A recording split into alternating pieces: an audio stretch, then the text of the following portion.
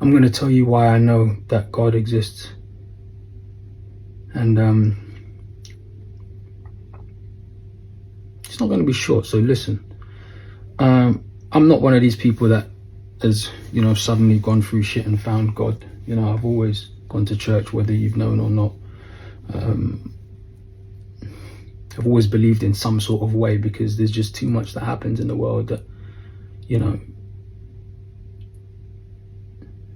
too much that happens in the world that leads me to believe that there's something there, and as I said, I'm not one of these people that just found God, because most of these people that suddenly are all over social media preaching about God are either the very few that are genuine people and have been touched or called and believe, or the wickedest people that are out there stabbing and doing shit, and they keep talking about God as some way to assuage their guilt that they have for the things that they've done, and they look to judge other people all the time. I'm neither of those.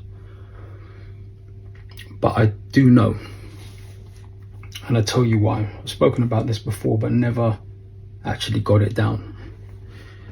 In 2004, I just shot a few episodes of Doctor Who, and I just shot a film called Kidulthood, and I wasn't really known.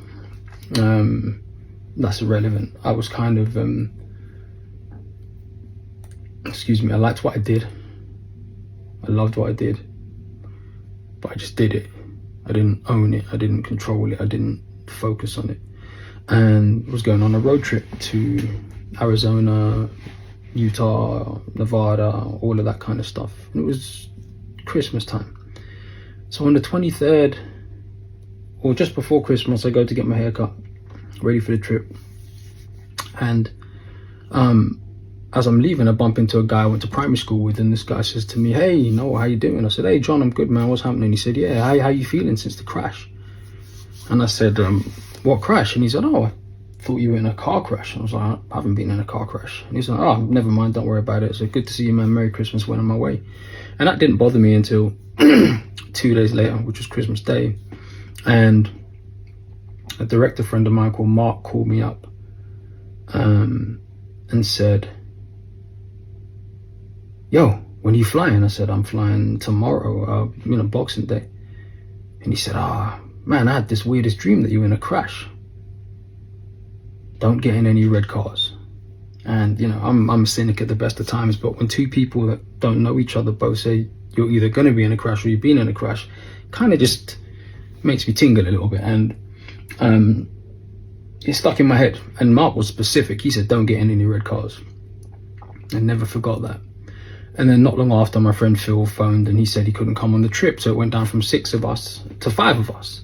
So it was my friend Jeff, Seti, this girl, my girlfriend at the time, and myself. And Phil couldn't come, so it was 5 of us. So we fly out to Arizona the next day, and we hit it, and we're just going to go on this amazing road trip. And we've only got 3 things set in stone. New Year's Eve on Las Vegas Strip, Luxor Hotel, a log cabin on the Grand Canyon on like the 3rd of January, and then Utah Jazz basketball game on the 5th. That's it. Everything else is freewheeling. We're just gonna road trip, Red Rock Mountains, Monument Valley, Grand Canyon. We're just gonna road trip. So we start doing that. We get to the rental place, and the rental place, the guy comes out with the SUV Dodge Durango, and it's bright red. Immediately I'm like, what the bright red? I'm like, dude, we can't take that car. The others are looking at me like, are you crazy? I told them why. Told them the story, what Mark and John had said, and they were like, they laughed at me, but they were like, fair enough. So he went away, the staff member, and he brought back a blue one, light blue, and we got in, packed all our bags in, and I got in the driver's seat ready to drive, and I looked at the driver's door, and it was bogeys all over the door, all over the inside of the door, the bottom of the steering wheel. Whoever rented it last time had clearly been digging their nose, wiping the bogeys, and they never detailed it, didn't clean it. So we took that back, and he came with a burgundy one, which of course is blood red, but I wasn't thinking about that because we turned down the red one. We get in the car, we go on the road trip. The road trip's amazing. It's the most amazing trip I've ever been on in my life.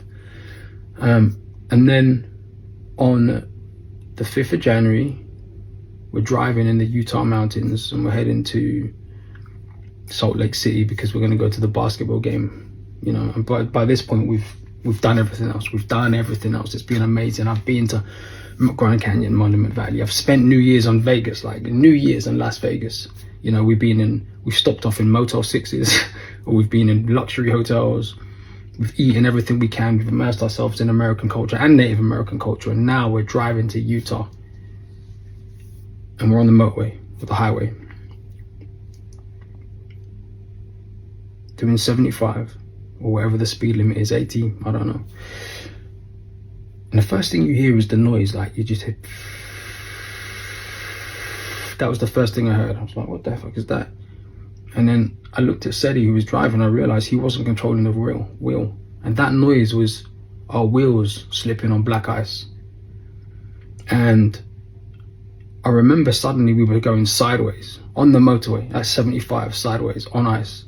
A car's coming towards us, headlights. It beeps and swerves and moves out the way. And I just see the barrier of the motorway coming, and we just hit it, bang. And I saw everything sort of do that, like this judder, this shake, and then black. And we rolled like, I don't know, 4 to 6 times. There's a trucker that saw our red lights, our tail lights go off the road, who later told us that that's what made him stop. And it rolled down a ravine in the Utah mountains. So the first thing I remember hearing is ping, ping, ping, ping, something pinging, and like a wheel turning. When I open my eyes, and that's after the silence, because it's silent at first, and then it's scary how quiet it is, and then I just remember that ping, ping, ping. So I kind of realize I'm hanging, and I open the door, glass comes out, open the door, showers down, look up, I say, is everyone all right? And nobody answers me. I think, well, they're all dead. And I try to look back, but I can't see anything because there's no light. You know, we're in the Utah desert, mountains, whatever, there's no light. And then finally they start saying, yep. Everyone's okay, yep. Anyone hurt? Don't know. The trucker's sliding down the ravine, he's running over, he comes over. And he helps us get out. And we seem to be fine, except my girlfriend's stuck in the car. She's trapped. I don't know why.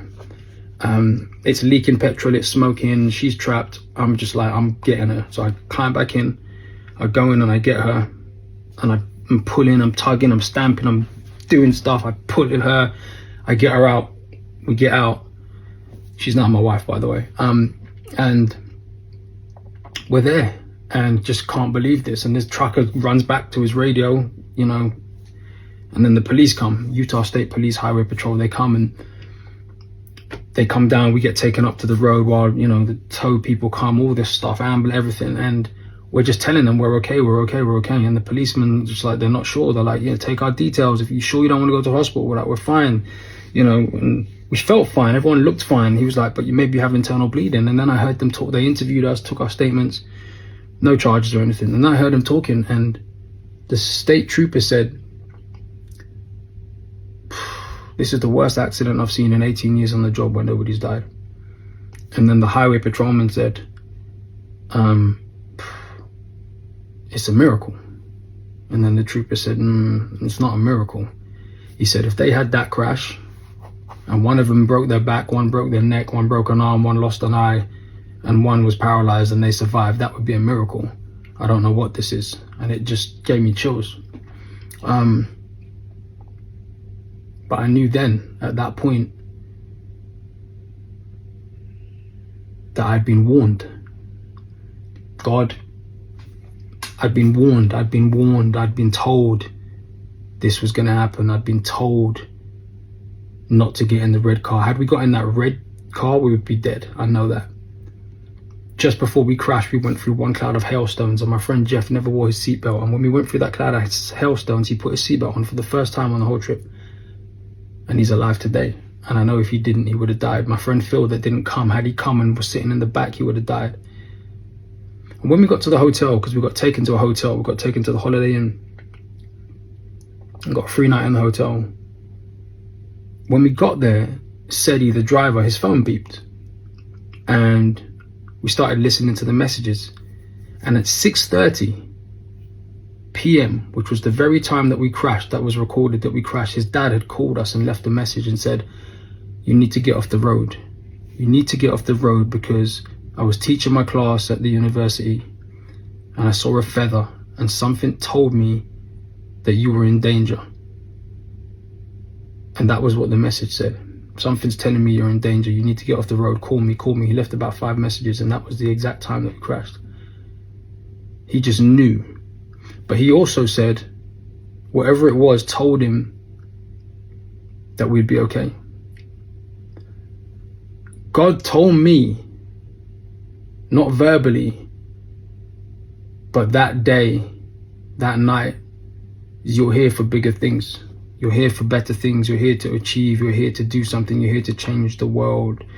Now, I've had many conversations with whatever it is out there about why I'm in the situation I'm in and what's happened recently, and did I deserve this, which I know I didn't, but why did it have to be extreme, etc., etc. That's irrelevant. But what I was told non-verbally, but through surviving and being chosen to survive, was that I was here to do bigger and better things. And that's what I've done. So you can accept the signs, you can embrace the signs, you can ignore the signs, but make no mistake, something is there. Something is there to guide, to help, to warn, to let you know that you can do more and you can achieve more, and not do it for you, but just give you a nudge sometimes in the right direction. And maybe this is just another nudge. But if you ask me, that's something, whatever people might call it, to me, I call it God. And I know God exists.